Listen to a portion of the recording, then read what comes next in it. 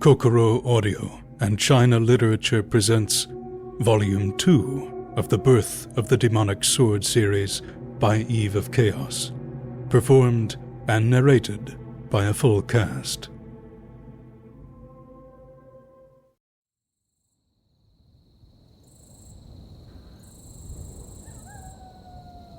The evergreen forest was vast, stretching unevenly for many kilometers. Within it lay numerous danger zones, and in its depths, encountering rank 3 magical beasts, or large packs, was not uncommon.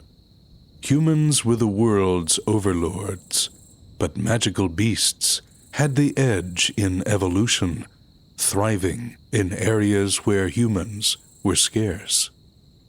Twilboya Cliff was one such area, with many more like it scattered across the world. Generally, human-inhabited areas needed frequent securing to prevent the rise of magical beasts. Most of Noah's missions at the mansion served this purpose. Now, he was deep in the forest, hidden in an empty cave he had found along the way.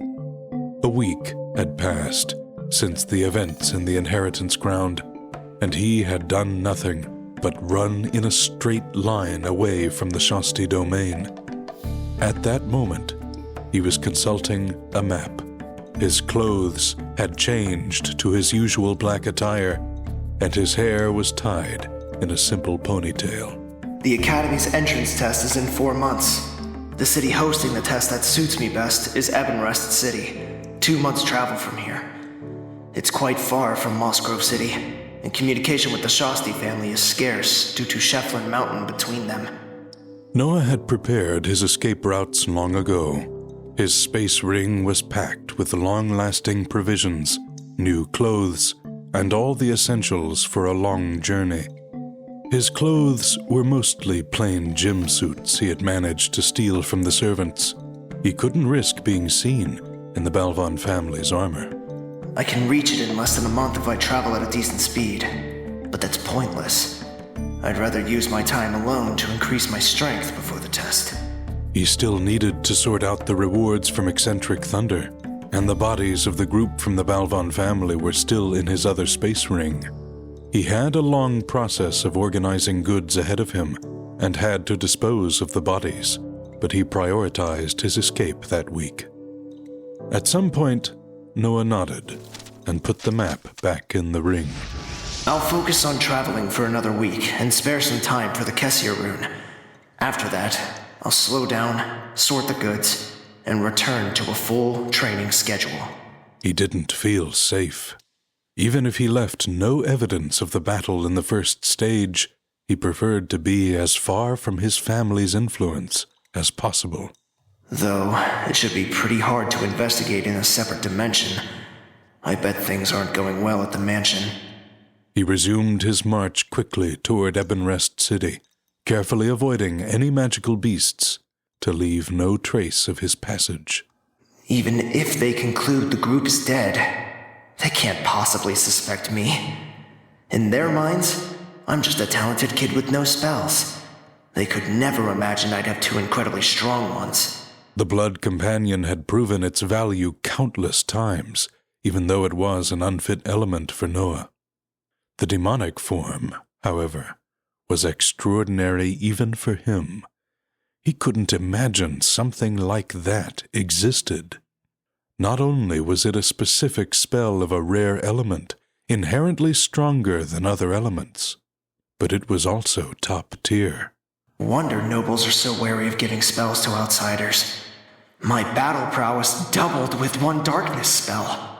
He was finally understanding the advantage of belonging to a rare element. Noah spent another week traveling at high speed. He would run during the day, train with the rune for an hour, and then sleep. He did nothing else during that period. When he felt he had distanced himself enough from the Shasti domain, he decided it was time to sort the items in his space rings. He found a deep, uninhabited cavern and sat at its bottom. One body after another appeared in front of him as he inspected them and then discarded them in a corner. A nauseating smell began to fill the cavern, but Noah continued his process undeterred. The guards had nothing valuable. He couldn't take their armors since they were a signature of his origins, and they had no storage methods. Only their weapons seemed somewhat useful, so he chose to keep them. Trevor's weapon and his reward were of higher quality, especially the spear with inscriptions on it, so Noah didn't hesitate to store them. It's time for the nobles. Noah's eyes lit up, seeing the shiny items. Fabian and Neil didn't have space rings, but their weapons seemed remarkable. He tried to find the item that created the protective membrane, but there was nothing that resembled it. Since he only had Neil's body, he inspected it carefully until he found a strange, cracked pendant with runes on it. It should be this thing, but it appears broken. Now that I think about it, Lena's ring survived my black smoke. Why didn't the protective items remain intact? He had some theories, but knew too little to be sure. He threw Neil's two halves and the broken pendant into the corner with the other bodies, and moved on to Lena's space ring. She had made her whip explode, so the ring was the only valuable thing left from her. Noah used his mental energy to inspect the space inside, but felt a wall blocking his probing. Some runes illuminated on its surface. Is it protected? What if I destroy the inscriptions? His mental energy continued to assault the wall while black smoke rose from the hand holding the item. The runes began to corrode until the ring was near its breaking point. Then the wall crumbled, and his mental energy was freed to inspect its interior. Inside were dozens of bottles and pills, along with a small scroll and some change of clothes.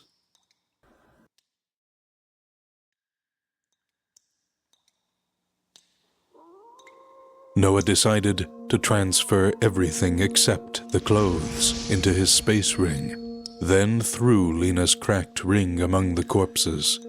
He now had one empty deposit and one with items to evaluate. I have to take care of these things first. He looked at the corner of the cave where the dead bodies were piled. Approaching the heap, his mental energy began to deplete as he stretched his arm toward it. Black smoke emanated from his hand, engulfing the corpses. As everything in the corner was consumed by his spell, Noah analyzed its effects. The corrosion is indeed stronger if the distance between me and the smoke is small. Assy. His blood companion emerged from his other hand, and Noah concentrated.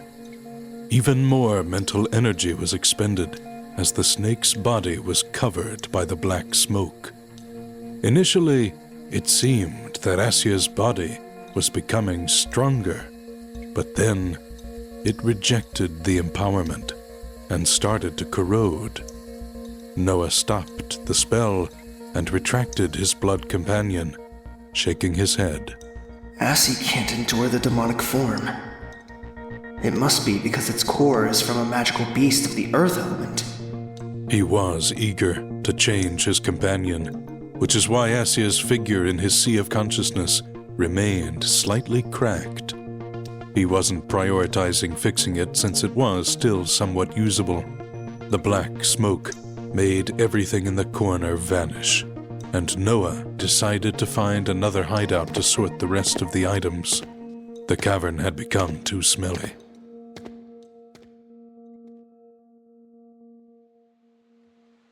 About 30 minutes later, he was sitting on a large branch on one of the trees. As he went deeper into the forest, the trees had become larger, with trunks longer than 200 meters. Everything is bigger in this world. Harnessing breath gives every living being limitless potential, apparently. Such a miraculous power. I wonder how things really were in my previous world. Maybe the breath there was so thin that it couldn't be noticed. From time to time, he would still compare the development of humans in his two different lives. Sure, his previous world created deadly weapons daily, but could it have resisted the endless incursions of magical beasts? Personal power is always superior to the collective power of societies or governments. The king of the valley could have single-handedly destroyed entire cities. He shook his head and focused again on the items. A small scroll appeared in his hands. Surging river, water spell, rank up to the 4th, creates a perpetual flow of water at high pressure that crushes the target. Up to rank 4. Is that the limit of the spell's strength? My education really is shallow. He put the scroll back in the ring and took out the silver sabers. These weapons were new a couple of weeks before, but had already been slightly blunted in the single battle he had fought. Noah injected his breath into them, and the green inscriptions lit up. The dents and corroded parts began to repair themselves, and in 5 minutes, the sabers were as good as new. This is almost miraculous. I guess Eccentric Thunder gave these blades to me because he knew of the disadvantages of the demonic form. He was the only one immune to the black smoke of the spell. His weapons suffered the same corrosion as everything else it touched, albeit to a lesser extent. It's because I don't want to damage them that they degraded so little.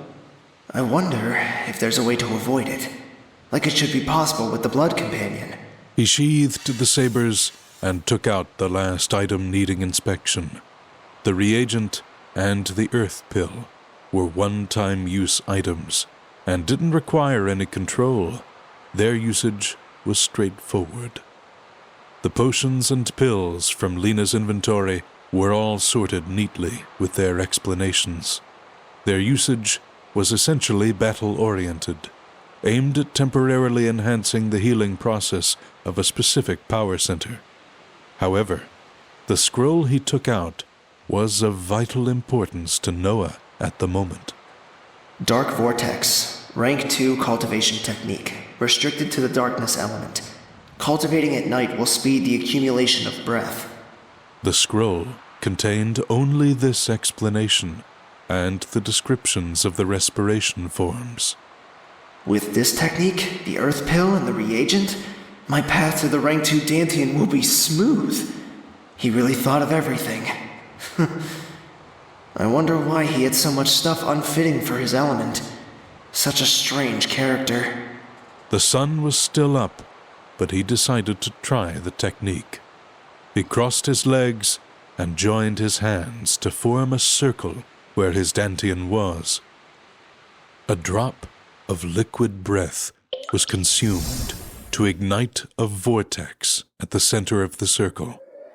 Breath began to gather inside the spinning spiral, coloring it black.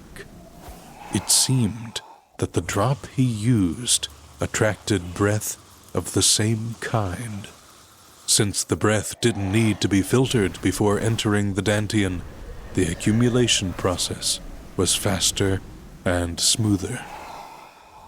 During the meditation, the vortex abruptly enlarged and rotated at a faster speed, increasing the quality of breath it embodied. Noah was surprised and opened his eyes. He noticed that the sun had set and night had fallen. To think there was actually such an increase in effectiveness. Cultivating during the day feels like a waste now. He calculated in his mind and believed that if he meditated every night while the sky was dark, he could reach the limits of the liquid stage in less than 2 years. I've decided. I will spend my nights cultivating and my mornings between training on the second xianxia rune and sleeping. When I wake up, I will repeat some forms and then proceed toward Ebenrest City in the afternoon. He still had 4 months before the academy test, and wanted to increase his strength now that he had the means and time to train. I should also search for a rank 3 darkness-type beast while I'm at it.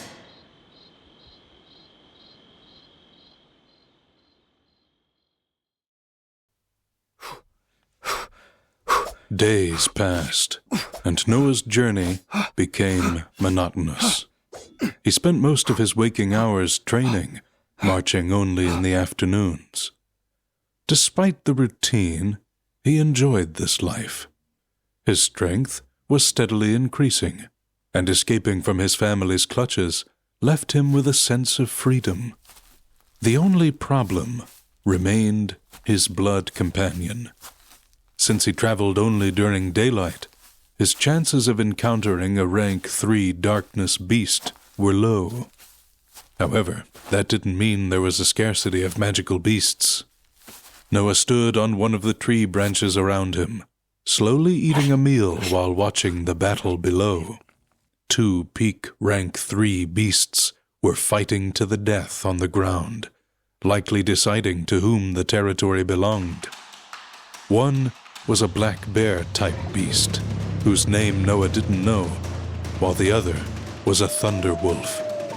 The wolf used its speed and ranged attacks to continuously hurt the opponent, but the bear's vitality was immense, enduring every lightning bolt that struck it. The bear is probably an earth element magical beast. Its defenses are incredible. If it catches the wolf once, the battle will be over. Everything happened as Noah predicted. The thunder wolf ventured too close to the bear, which abruptly jumped toward it. Its 4-meter frame stomped the wolf, reducing its body to a pulp of flesh and blood. Wolf-type magical beasts are generally stronger in packs, while the bear is a solitary being. It was foolish to fight it one-on-one. He shook his head and resumed his journey. More days passed, but there were no traces of darkness-type magical beasts. As he neared Ebonrest City, the shape of a mountain became visible. That's Shefflin Mountain. Maybe I've been too paranoid, speeding for 2 weeks straight. Not even a month has passed and I'm already here. He didn't want to return to human society so soon. The more time he spent among people, the higher the chance someone would discover him. After all, the events in the separate dimension were still recent. It was better to hide for now. I guess I'll slow down a bit more. I don't want to stay in the open longer than necessary. I need to explore during the night. My strength is increasing too much for Assi to continue being useful. In the academy, the cultivators will all be disgustingly rich or highly talented. I can't go unprepared. Even against Lena, his blood companion's only use was to buy time, allowing Noah to fight fewer people simultaneously. So he began his research that night. He stopped his meditation during the darkest hour and explored his surroundings. Many different magical beasts were hunting during the night, creating a radically diverse forest environment.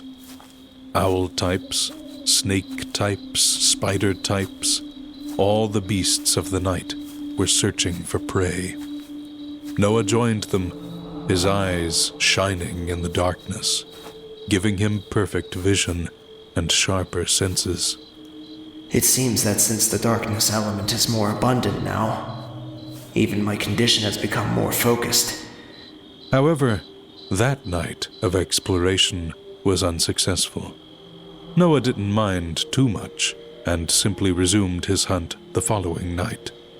A week passed like this, and Noah still hadn't found any clue of his target. On the 7th night, he was jumping from branch to branch, paying attention to his surroundings. He was about to stop his hunt and find a place to rest when a figure flew past him at high speed. Noah's hand shot out rapidly, and grabbed the little beast. It was a bat-type magical beast, its strength in the middle tier of rank 1, but when Noah inspected it, he felt a familiar energy emanating from it. Darkness element. The bat struggled to escape his grip, but Noah just stared at it. Then he opened his hand, and the bat immediately flew away. Noah followed it until the beast entered a small hole in the ground. He approached the hole and sent his mental energy inside to get an idea of its structure. The cavity seemed to lead to an underground cavern, and he sensed the presence of many life forms within it. I finally found something. He chose to rest near the entrance for a day to gather more information. During the day, the entrance was silent, and other magical beasts simply passed over it. However, at night, some bats would come out and return with small victims. When Noah saw a rank 2 bat bringing back another rank 2 magical beast, he understood what was happening. They're gathering food for the leader. He unconsciously grinned and prepared to enter the cavern during daylight. He speculated that these kinds of beasts rested during that time, making it the best moment to explore the cave. In the afternoon, he jumped into the entrance. He fell for about 3 meters before touching the ground. In front of him, a long corridor stretched into the distance. Noah walked along it and noticed many other holes leading to the surface. The number of bats I saw was probably just a part of the swarm. That's good. It means there's a high chance of meeting their rank 3 version. He advanced for a few hundred meters, and the first living beings began to appear. They were mostly bat-type magical beasts, but there were also a few spider-type and rodent-type creatures. The ranks of the latter were quite low, indicating that a bat pack ruled the underground area. He then reached what seemed to be the central point of the cavern, as a wide room expanded in front of him. The ground was empty, but on the ceiling, hundreds of bat-type magical beasts were sleeping, hanging upside down by their lower claws. In the middle of the pack, 3 large figures were visible. They had 2 pairs of wings, and one was slightly bigger than the other 2. Noah couldn't help but smile brightly. Found you.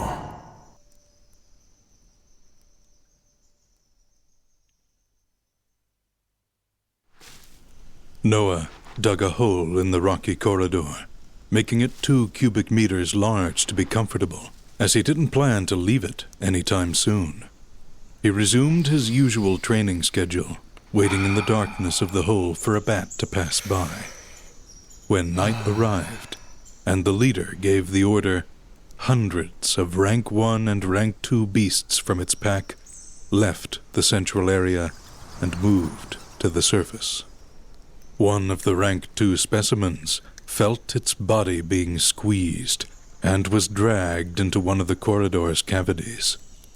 Noah directly stabbed the beast in its chest, killing it on the spot. None of its pack noticed its disappearance. Noah carefully examined the bat, noting the details of its body. He took out Uriah's diary and opened it to the sketches. After evaluating a bit, he began to draw the image of the dead bat on the ground. He continued drawing throughout the night, and when the pack returned and went to sleep, he emerged from his cavity to get a better view of the largest bat at the center of the group. He drew its form on the ground and repeated the process until night came again.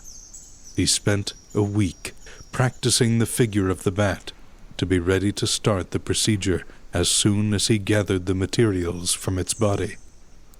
On the 8th day, he was ready. He waited for the pack to go hunting and exited the hole he had made. The 2 silver sabers were held tightly in his hands. His torso was already uncovered, and the image of a snake moved freely on his chest. On the ceiling of the large underground room, tens of rank 2 bats were still on guard around the 3 big specimens of their pack. Noah's ingress into the area alerted the group, which began to launch sound attacks at him. He immediately deployed xianxia around him to weaken the vibrations of the attack. Their shockwaves couldn't pass the ethereal body of the snake and were blocked. The bats went crazy, seeing that their offensive had no effect, and they were stopped by tens of black wind slashes that came toward them. Corpses and injured bodies fell from the ceiling, creating a noise that woke up the 3 larger specimens. The 3 screeched loudly, aiming for the black snake. Asia's body cracked in many places, and some vibrations hit Noah, causing him to bleed from his ears. However, instead of being angry about the damage he suffered, his expression was incredibly happy. He had confirmed that the larger bat was precisely what he needed. 2 rank 3 upper tier and 1 peak stage! Demonic form! Asia's body returned inside his body, revealing a fiendish figure from which black smoke was constantly released. Noah shot more slashes covered in smoke. The blows hit more beasts on the ceiling, releasing the corrosive smoke in the upper area of the underground room. The pack began to scream in pain, and its members were forced to descend to the ground to escape the toxic cloud. Noah didn't waste any time and jumped at the 3 rank 3 bats that flew down. He directly stabbed one of the smaller ones, and the black smoke expanded from where the saber struck, devouring its body in a few seconds. A beast in the upper tier of rank 3 was killed in an instant. The pack went crazy, seeing that one of their group died so easily, and began to disperse. However, their speed was inferior to Noah in the demonic form. He was already over the other rank 3 bat as he slashed at it. The head of the bat was divided in 2, and its upper body was consumed by the smoke released by his sabers. The leader understood that it could not escape and turned to send another powerful screech in Noah's direction.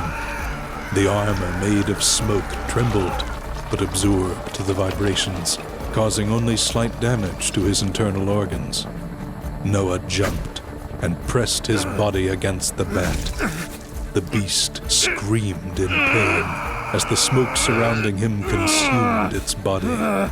However, the smoke retracted almost instantly, revealing the figure of a young human tightly clinging to its body. The bat was about to attack, but found it could not make a sound. A blade was deeply stabbed in its throat. The beast hovered in the air before falling to the ground after a few violent struggles. As life left its body, Noah put it in the empty space ring and ran away from the underground cavern. Once on the surface, he continued to run until he found a large tree with a big hole in its trunk. The inside was 6 meters wide and 3 meters tall. Noah nodded, seeing the place, and took out the bat corpse. A bottle then appeared in front of him, and Noah drank it directly. The mental energy he had expended in the battle was being refilled at high speed. As expected, Lena's potions are of top quality. When the bowl contained more than twice the amount of blood required for the procedure, Noah opened the bat's chest. He took out the beast's heart and put it inside the space ring along with the body. He then sat on the ground to concentrate on infusing the blood in the bowl with his breath. As he was in the liquid stage, the process took less time than before, and in only half a day, the blood had reached the required standards. He smiled, seeing the dense, dark liquid, and put it in the space ring too. He was eager to create a new blood companion, but had to make room for one first.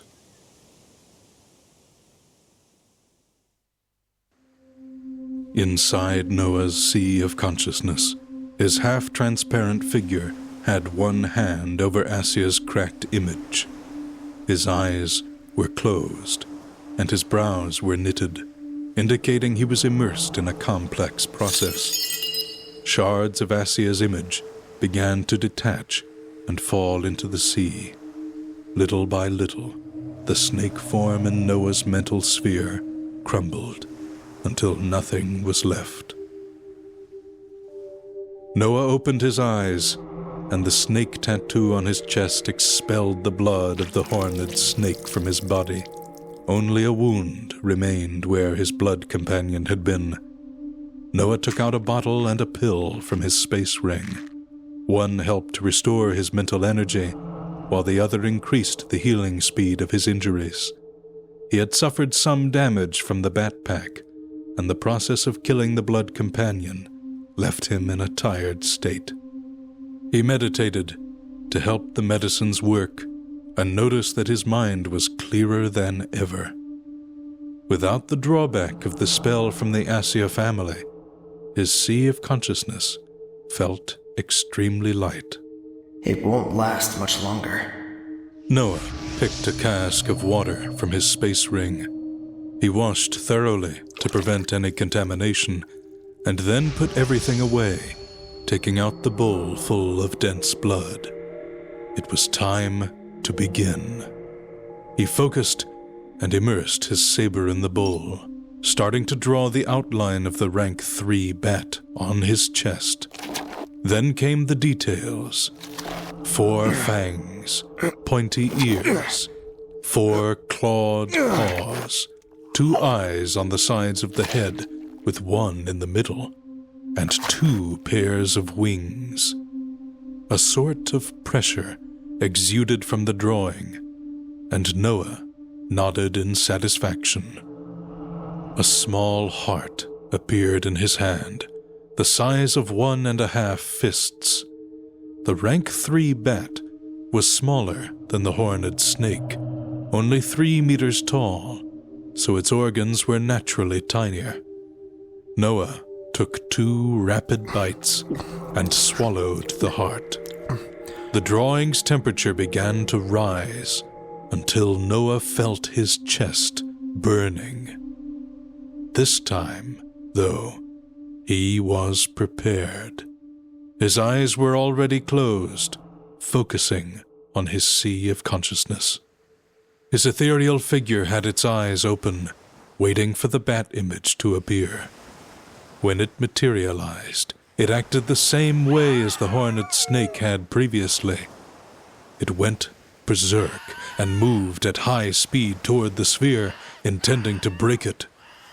However, the first xianxia rune hummed, followed by the faint form of the second one. The beast fell into the sea, screeching in pain, and Noah followed it. In a few minutes, the figure of the bat formed over the sea at the center of the sphere. The pressure generated by the sharing of their senses returned, pressing on the walls of the sea of consciousness.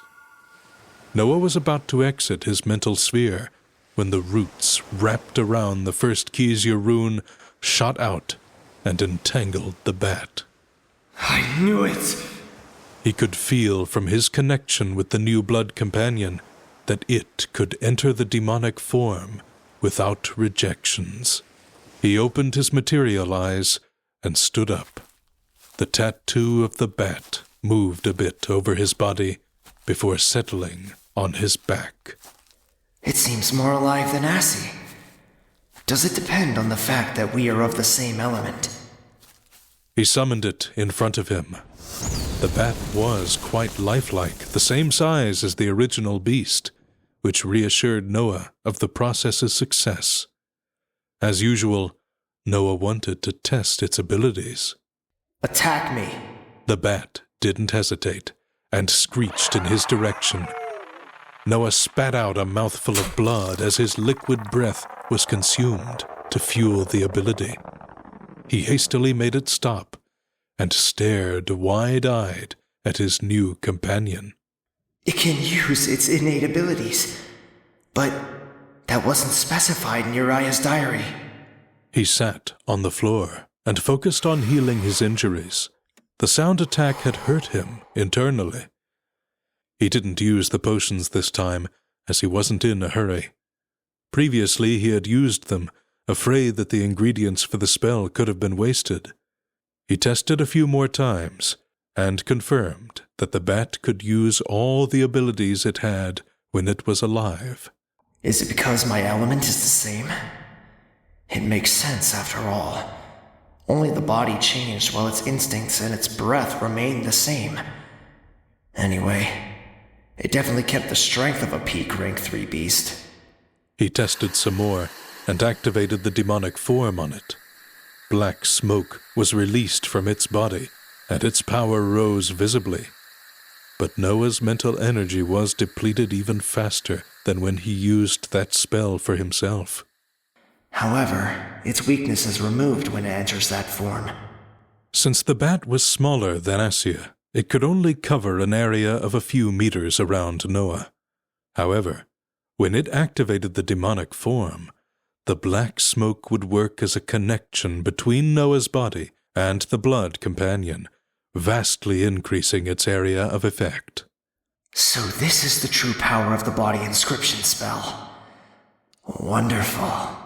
My battle prowess increases even more. I'll call you Echo. Now, let's see if you can make me fly. Flying was not only extremely useful for travel, but it could also be used as a way to escape from dangerous situations. If he had had that ability back in Twilboya Cliff, he wouldn't have had to face the rank 5 snake to begin with. Disappointingly, his expectations were not met as he discovered that the best he could manage was to float instead of properly flying. Noah activated demonic form again as black smoke covered the companion's body. After entering it, it could fly for a period, but its speed was nothing special, and the expenditure of mental energy was immense. It seems that the body created through the spell is flawed in this aspect. Maybe it's because my breath is only in the liquid stage, or probably because bat-type magical beasts aren't that skillful in flight. I'll do more tests later. For now, I should rest. He decided to return to the empty trunk and slept. Noah stood on the ground with his eyes closed. His torso was bare, and on his back 2 pairs of black wings were spread wide. Then, black smoke engulfed the wings, and they began to flap at an even rhythm. Noah's body slowly rose into the air until he reached 5 meters of altitude. He stayed in the air for a while before carefully alighting back on the ground. He retracted the wings. This is as much as I can do for now. Humans don't seem too fit for flight. During this period, he paused his journey to continue testing his ability to fly. However, even though he managed to rise into the air, his aerial control was lacking. Humans were beings that walked on the ground. The sky wasn't their domain. They didn't have the innate instincts of a flying beast, so Noah could only put more training into that field to solve the issue. There is also the problem of mental energy consumption. Damn it all! If I hadn't lost more than a year of training stuck in the inner circle, things would be so much smoother now. He shook his head and returned to his position on the tree branch. Since he couldn't reclaim his wasted time, he would just have to train more. Mental energy had become his main focus, since his strongest spell heavily depended on it. Noah decided to resume his travel with an even harder training schedule.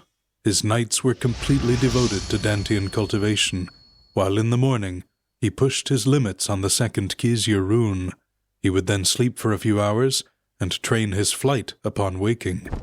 This schedule continued as he slowly made his way toward Chefland Mountain. More weeks passed. By the time Noah arrived at the base of the mountain, it marked almost 2 months since his escape. In this month and a half of strenuous training, all his centers of power, barring his body, had become stronger. He exuded a cold and sharp aura, which seemed denser in contrast to his previous state. He had chosen to put his weapons inside the space ring to prevent anyone linking a twin saber-wielder to his identity. His head was covered with a black hood as he gazed at the rocky slope of the mountain. On the other side is Ebenrest City. The summit of the mountain is classified as a danger zone, but its path is inhabited by small villages that live off mining precious minerals. There should even be a public market along the way. Maybe I should accumulate some coin before arriving at the city. He possessed many weapons that he had no use for, and since he never had to worry about making purchases back at the mansion, he had no idea about the prices in this world. He began to climb the mountain. As Noah moved along its path, many simple houses began to appear in the environment. The inhabitants were mostly men with skinny complexions, seeming to be on the verge of starvation as they carried heavy pickaxes on their shoulders. Noah ignored them, and they did the same with him. There wasn't much cordiality in that place. He encountered many of these settlements as he continued to move forward, and the situation of the residents was the same every time. I guess they're being exploited by whichever family is managing the market. I don't sense any cultivators among them, so they can only be used for manual labor. Doesn't look like many of them will survive much longer. Society worked in the same way as the noble families. Weak people were exploited to enrich the already powerful ones. Almost nearing the markets, Noah sensed with his mental energy that some of the healthier men were staring at him and whispering among themselves. Considering my luck, this will lead to trouble. He was right, of course. As soon as he was a few kilometers past the last village, a group of men with rusty weapons blocked his path. Noah recognized one of the villagers among the group and noticed a couple of cultivators between them. However, he felt no sense of danger at all looking at them. The man in the middle of the group was tall and wielded a big hammer with both hands. He stepped forward toward Noah. You, leave all the valuable items in your possession, and we will let you live. Noah shook his head. He put his hand inside his clothes and materialized one of the weapons from the Lanzi family. After taking it out, he raised it in the air in front of him to show it to the thieves. Ironically, this works out for me. How much is this worth? The men were a bit surprised by his young voice, but then their eyes lit up, seeing the weapon of good make. Ha ha! Now that's a pretty good blade. What else you got? Are they stupid or simply blinded by their hunger? I thought they would have understood something from my voice at least. It wouldn't be possible for someone weak to be traveling alone through this mountain or the forest close by, so they should realize Noah wasn't just any weak individual. Listen, I need a guide for the market. I can promise some rewards if you do a good job. So, why don't you drop this act? With your meager strength, at best you could defeat a rank 2 magical beast. The men's eyes widened again hearing his words. Some of them found this amusing, but the cultivators exchanged a concerned stare with each other. Noah had evaluated their battle prowess quite accurately, and that put the cultivators on guard against the young man. They stared at Noah in silence, trying to decide their course of action. Noah, however, was already at the limits of his patience. If it were a normal situation, he wouldn't have hesitated to teach these weaklings a memorable lesson. But he was doing his best to avoid creating any trace of his passage. Therefore, he used his mental energy to exude a pressure around him, silencing the thieves who gripped their weapons in fear. The group of thieves hesitated, and only then did they link Noah's unusual presence with the Academy's entrance test. They weren't sure they could gain anything using forceful methods. The cultivator, who seemed to be in the lead, stepped forward and bowed. If you can give me and my brothers 15 gold pieces, I will gladly be your guide. Thank heaven and earth they understand the situation. Noah waggled the weapon and pointed at it with his free hand. You still have to tell me how much this is worth. I'm not an expert, but its value should be around 5 gold pieces.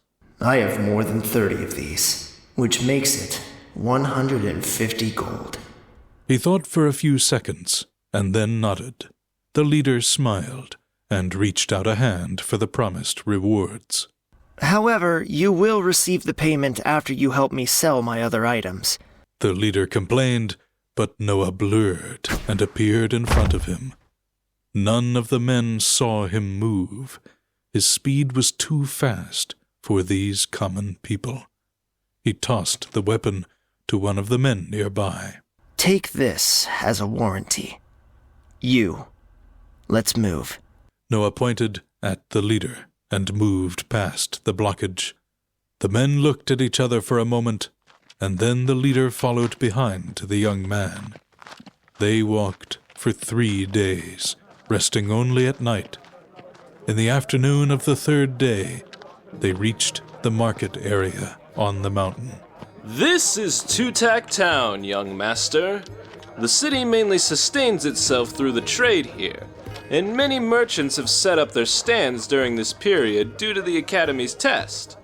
You might not know, but many nobles will make a trip here before the test begins. Noah had briefly spoken with the tall man to learn more about the area and to set some rules for their interaction.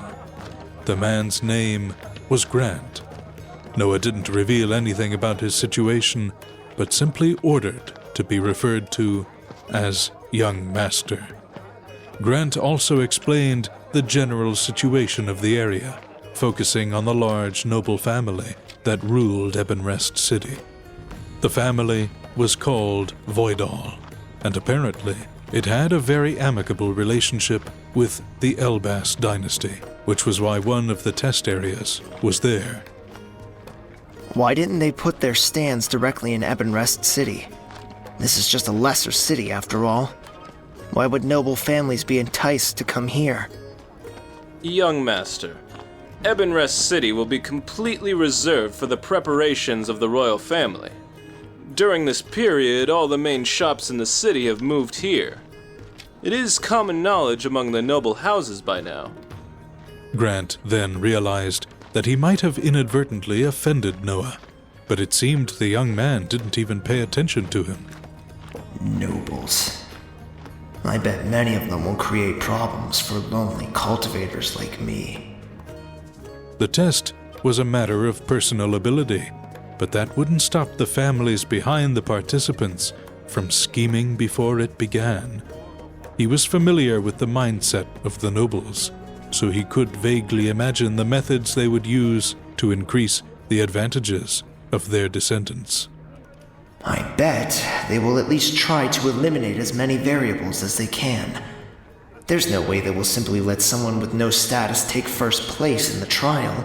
They would lose too much face. Do the nobles who have bought a spot in the academy have to go through the trial as well? Yes. Not only will they spare an immense quantity of resources if their heir succeeds, but it also allows them to display the strength of their upcoming generation. It is a demonstration of the future power of their family, after all. Noah returned to look at the town. Its perimeter was empty, with just some lazy guards drinking wine at tables near the path. However, Noah could sense the liveliness of the city inside. Let's go. He stopped thinking about things he couldn't control and moved along the path, with Grant hastily following behind. When they were about to enter the threshold, one of the guards stepped closer to them. Hey, you two! The entrance to the town is 1 piece of gold each. Don't make me stop. He was interrupted by a metallic item that crashed on the table and broke it to pieces. All of the guards stood up, scared, and looked at the weapon. It was an axe of excellent manufacture. They knew its value surpassed 5 pieces of gold. They turned to look at the 2 men walking down the city path. The hooded one was already walking past the entrance, while the tall one was awkwardly scratching his head, making a bow in apology. I'm sorry, but the young master is tired. I hope the axe can cover the damage. One of the guards slowly nodded, a cold drop of sweat running down his forehead. Grant bowed again and followed Noah, who was already far ahead in the city. The guards looked at each other. Well, should probably ease off the wine for now, aye? Agreed. That could have gone real bad had we offended someone with an even worse temper, especially with all these nobles coming in for the trial. Yeah. Wise words. It was said from that day onward, the guards of Tutac town were never found drunk during this period again. Meanwhile, Noah continued to walk excitedly towards the stands that became visible in the distance. Guessing there would usually be an inspection every time a stranger entered the town, he decided to act as an irritated noble and threw the weapon as a show of strength. As for the monetary loss, he couldn't care less if it granted him anonymity.